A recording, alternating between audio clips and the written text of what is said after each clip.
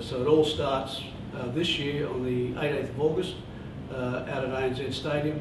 The All Blacks, #1 in the world versus the Wallabies, #2. The first Bledisloe Cup match, but part of the Rugby Championship. With that scheduling opportunity, we were able to enter into a wonderful partnership with Destinations New South Wales.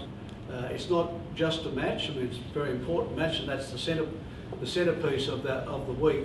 But the whole week, from the 10th of August through to the 18th of August, the day of the match, will be a dedicated festival.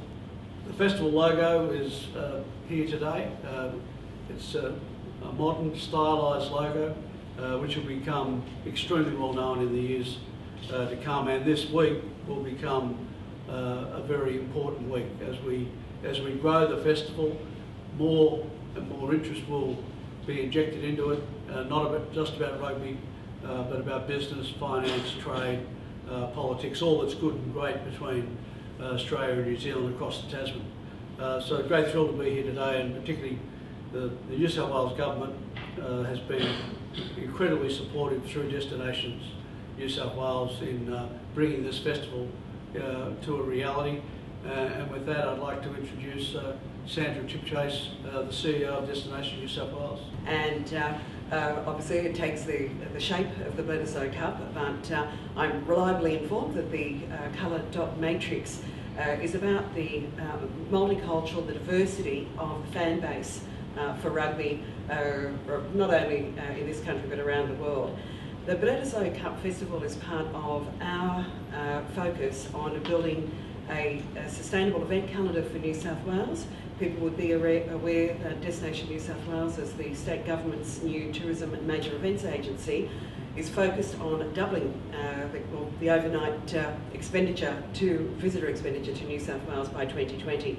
And events like the Bledisloe Cup, and in particular this Bledisloe Cup Festival, we are very focused on that it will be same time, same place over the next 10 years, that we'll be able to build an array of sporting, business and cultural events around the Bledisloe Cup, and in particular the announcement of that festival, and there are some fabulous events as part of that. I'm obviously part of what's going to be a classic Wallaby team, which is going to be playing against the classic All Blacks in the inaugural event, which is we'll be playing for a Waterford Crystal Trophy. I believe it's been donated by Andy Hayden and the Classics All Blacks, and we'll be playing at Oaklands Golf Club the day before. I think we're teeing off around about 8 AM. And there'll be two sort of formats concurrently, because there'll be some supporters and corporates as part of it. The Classics will be playing against each other head to head, playing their own ball, and they'll be taking the best scores, obviously, to see who wins that inaugural trophy. And it's part of what's a great celebration, a great rivalry between Australia and New Zealand, and a great chance for, I guess, to renew old friendships. And I guess that competitive spirit continues even though we're not playing anymore in terms of rugby. We're still playing on the golf course, and it's a great sport in that regard. So people like Justin Marshall, Grant Fox, obviously Andy Hayden's part of it. I saw Joe Stanley from an Australian perspective, Greg Cornelison, I saw his handicap, which is quite handy. I think we've got to be honest with our handicapping, which Australian team definitely is. And it's just going to be a lot of fun and a great lead up to what's going to be, as we all know, in terms of the Bledisloe Cup. It's a cup that both countries want to have their hands on. We haven't had our hands on it for a number of years now, and hopefully we can get the ball rolling.